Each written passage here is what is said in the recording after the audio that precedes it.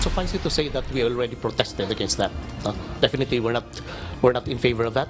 We reject that, and we continue to promote a peaceful settlement of disputes in that regard. Naghain na ng diplomatic protest ang Department of Foreign Affairs o DFA laban sa bagong mapa ng China kung saan lumawak pa ang sinasakop nitong teritoryo. Sa inilabas na 2023 edition ng Standard Map ng China, hindi na lang siyam kundi 10 dash line na ang saklaw ng South China Sea. Kasama rito ang malaking bahagi ng West Philippine Sea, gaya ng Spratly Islands kung saan kabilang ang Kalayaan Group of Islands. Sakop din ng 10 dash line ng China ang bahagi ng Taiwan. Giit ng DFA, walang basehan sa ilalim ng international law, lalo na sa United Nations Convention on the Law of the Sea o UNCLOS, ang sinasabi ng China na sakop ng kanilang jurisdiksyon ang mga nasabing teritoryo. Ayon kay DFA Assistant Secretary Daniel Espiritu, kanilang igigiit na magbigay ng pahayag ang Association of Southeast Asian Nations o ASEAN patungkol sa bagong mapa ng China at ginagawang harassment ng mga ito sa West Philippine Sea. The Philippines is definitely pushing for statements in that regard. But of course, I cannot give you yet the final text of that because it's still being negotiated. Samantala, tinuligsa rin ng ilang senador ang bagong hakbang na ito ng China. Para kay Senate Deputy Minority Leader Rizon Tiveros, delusional na at wala na sa wisyo ang China sa ginagawa nitong pag-angkin sa teritoryong hindi nila pagmamay-ari.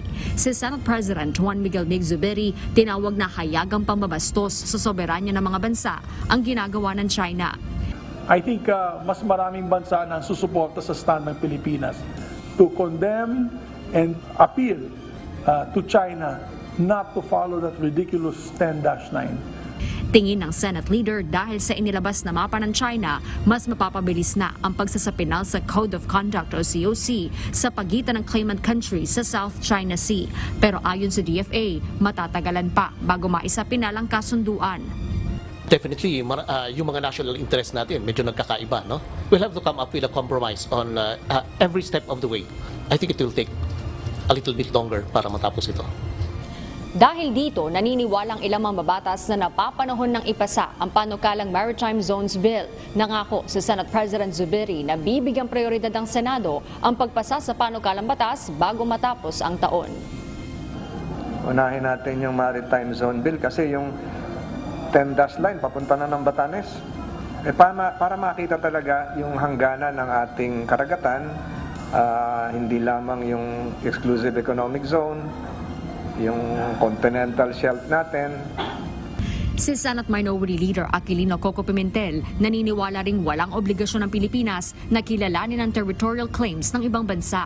Ang mahalagaan niya, tutukan ng Pilipinas ang sarili nitong posisyon kung hanggang saan ang teritoryo at maritime zones ng bansa. Para naman kay Senator Francis Cheese Escudero, hindi maapektuhan ng Pilipinas maging ang 2016 arbitral ruling ng anumang mapa na ilalabas ng China.